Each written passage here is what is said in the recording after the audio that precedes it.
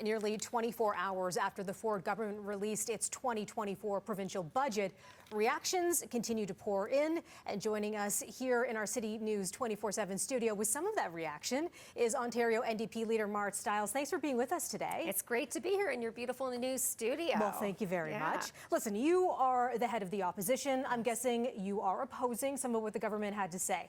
Let me hear it. Yeah, I mean, I think this budget was disappointing on many levels, but most of all, I think for Ontarians, if you were looking for change, whether it was access to more family physicians or better health care or affordable housing options for so many people, this was not a budget for you. And I think at the end of the day, we saw a really giant deficit emerge, but people aren't getting a lot for the money that the government is spending. Now, the deficit is making a lot of headlines, growing to $9.8 billion. The government pointing to the state of the economy in Ontario as a big factor, and that outside forces are playing a role, general instability that we're seeing on our planet Earth right now.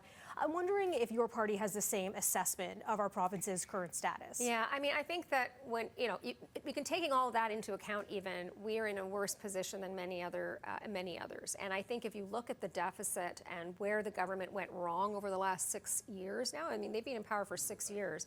And one of the major issues has been the government fought to freeze wages for healthcare workers, for education workers. That was Bill 124. They lost in the courts, finally, and now they're having to pay a lot of that back. And then what we're not seeing, though, and again, it's this deficit, this ballooning deficit, doesn't really just cover that. It covers all kinds of other spending, but we're not really sure where it's going. And at the end of the day, again, areas like healthcare, like education, we're not seeing spending increase at the amount it would need to just even sustain the level of care and education that we have right now.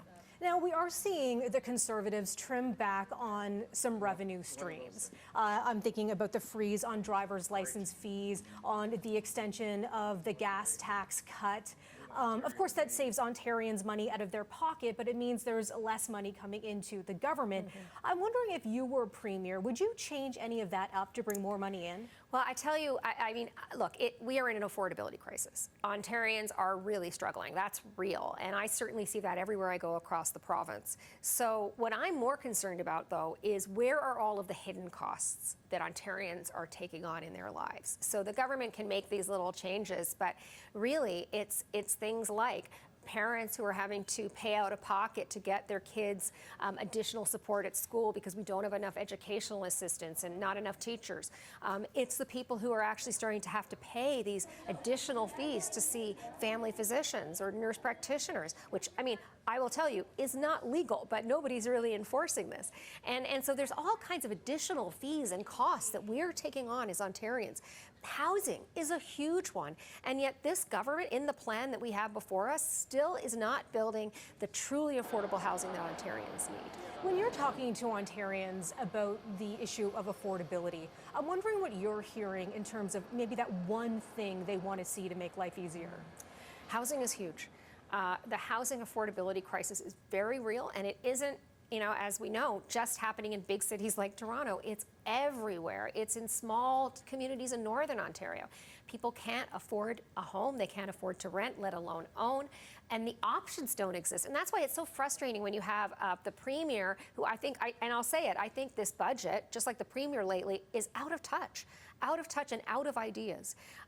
The Premier talking about how we can't have fourplexes in our neighborhoods, like shutting down a whole option for so many people, is just showing again how out of touch he is with the extent of that crisis. People need homes, they need them now, and if we're never going to be able to compete economically either, if we don't have somewhere for people to live in the communities where they want to go. What happens now in your role as the opposition leader, now that we've got an idea of what the budget looks like, the Conservatives are in power, it's going to pass, all that sort of things. And what happens with you now going forward? Well, we'll continue to hold the government to account, but we'll keep digging into the budget to sort of understand a little bit more about where the money, like, for example, in infrastructure is actually going. But more importantly, we see our role as not just opposing, but actually proposing solutions. And so we're going to continue to bring forward ideas that we think are practical ideas that will address some of these affordability, cost of living, healthcare challenges that Ontarians are confronting.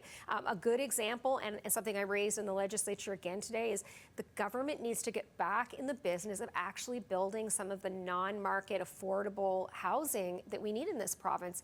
Did you know they've only built 1,100 affordable units in the province in 6 years? That is terrible.